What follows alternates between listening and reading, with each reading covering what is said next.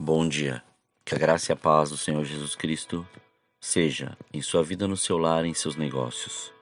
Quero agradecer a Deus por permitir entregarmos nossas primícias a Ele e juntos desfrutarmos de mais um dia dessa palavra que se encontra no livro de Êxodo, capítulo 3, versículos 7 e 10, que diz: Então disse o Senhor: De fato, tenho visto a aflição do meu povo, que está no Egito, e tenho ouvido o seu clamor por causa dos seus opressores.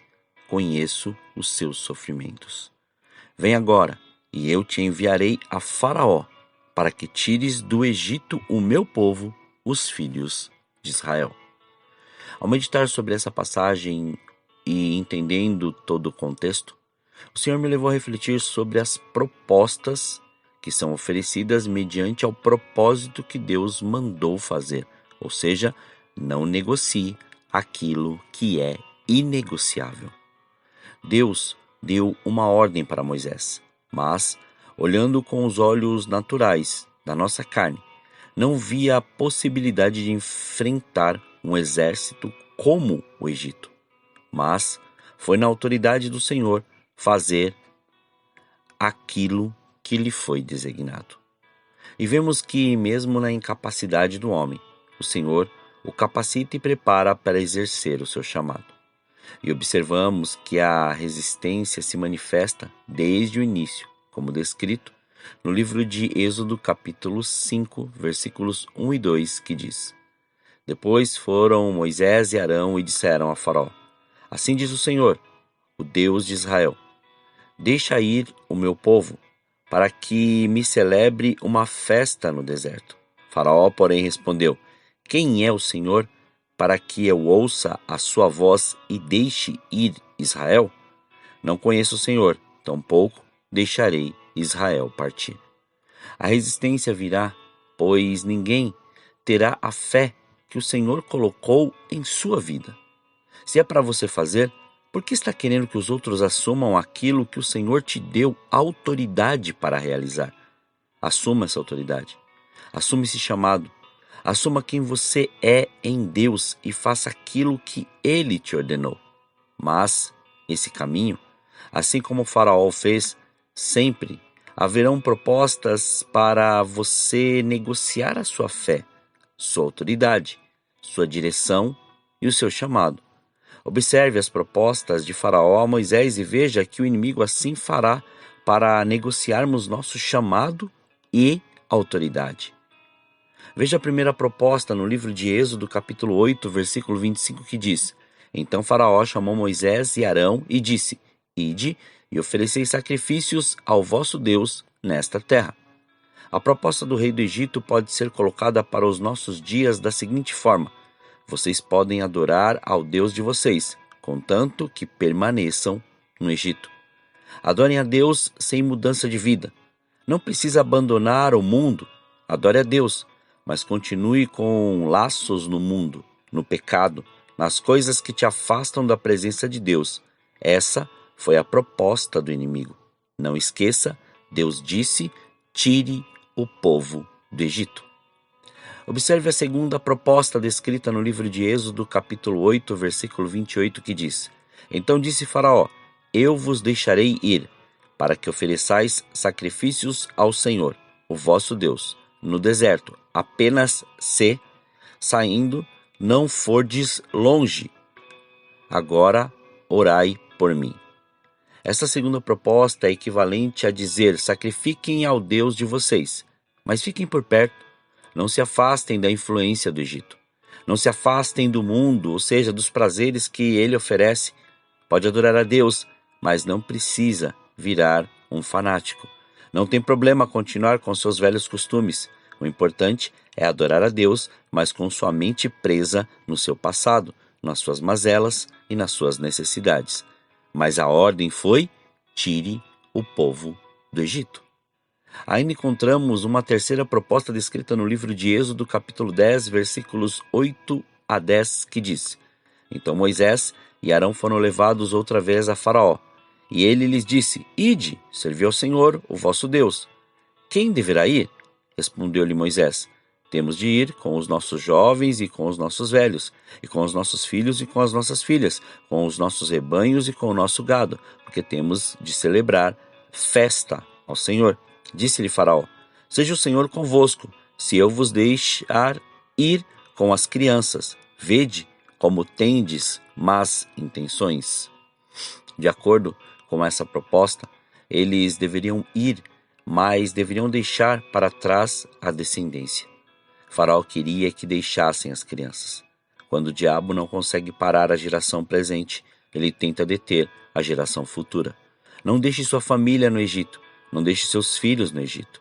Se possível, fale. Quando não, ore. Mas não desista da sua descendência, da sua geração, de seu legado. Encontramos uma quarta proposta descrita no livro de Êxodo, capítulo 10, versículo 24. Então Faraó mandou chamar Moisés e disse: Ide, servi ao Senhor. Somente fiquem os vossos rebanhos e o vosso gado. Vão também convosco as vossas crianças. Esta proposta é estratégica. Faraó está dizendo: adorem ao Deus de vocês, mas deixem seus bens, o fruto do seu trabalho sobre minha influência. Hoje, o inimigo tem devorado os bens de muitas pessoas, pois os bens estão no Egito.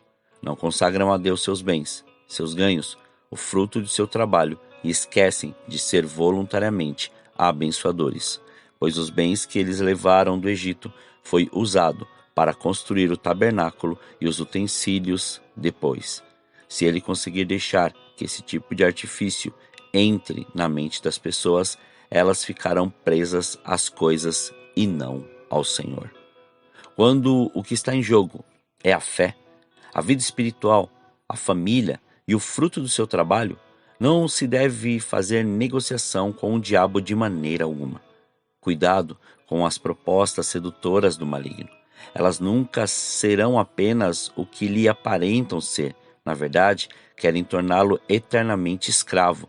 Mas a palavra diz que nós somos livres, e essa liberdade nos colocou na condição de herdeiros, como descrito na carta aos Gálatas, no capítulo 4, versículo 7, que diz: Assim que já não és mais escravo, mas filho, e se és filho, és também feito herdeiro por Deus. Somos filhos, não somos escravos, e não podemos viver no Egito. Deus tem para nós uma terra que emana leite e mel.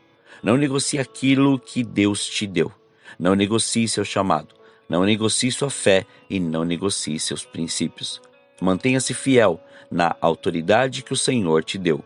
Use-a e veja o que Ele fará por você, em você e através de você. Persevere, prossiga e mantenha-se constante. Oremos. Pai, nós te louvamos e te agradecemos. Muito obrigado por mais este dia, obrigado, Pai, por este fôlego de vida, obrigado pela sua presença, obrigado pelo seu amor.